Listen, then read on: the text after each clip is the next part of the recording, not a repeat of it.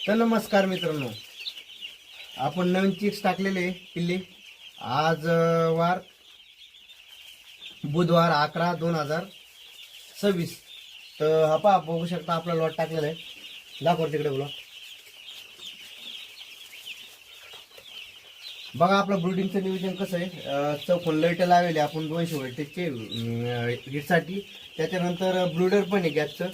आणि चौकोन पहा आपलं कसं पद्धतीने आपण पडदे लावलेले आहे. आणि पडदे एवढे पॅक पडलं पाहिजे, कारण की जेणेकरून आतमध्ये जे दमट वातावरण होतं आणि अमोनिया आतमध्ये शिरतो. कारण की थोडं जरा असं आहे बघा, हे जरा असं असेल त्याच्यातून बाहेर निघून जातं. अमोनिया होत नाही तयार, पक्षाच्या पोटामध्ये पाणी तयार होत नाही पिवळ्या कलरचं. याची पण काळजी घ्या, कारण की काही नवीन फार्मर काय करते, डायरेक्ट बोरून ताडपत्री टाकते, सगळीकडून पॅक करते.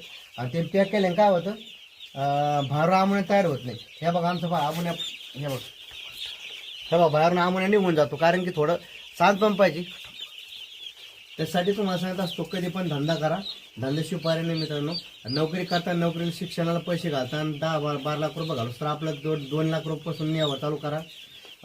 कसा पण तुम्ही 2-4 लाख रुपये जर धान्यामध्ये लावलं, त्याचा आज 50 पैशाच्या वर तुमचा 1 रुपया उद्या कधी पण भेटणार तुम्हाला. आणि याच्यामध्ये काही शिक्षणाची अट नाही. तुम्ही किती का पास असो, 10वी असो, 12वी असो. आणि मी स्वतः सांगतो माझं उदाहरण, मी 9वी पाचशे फक्त. तर तरी आपण 50-60 हजार रुपये महिना पुढेच नाही गेला आपल्या महिन्याला.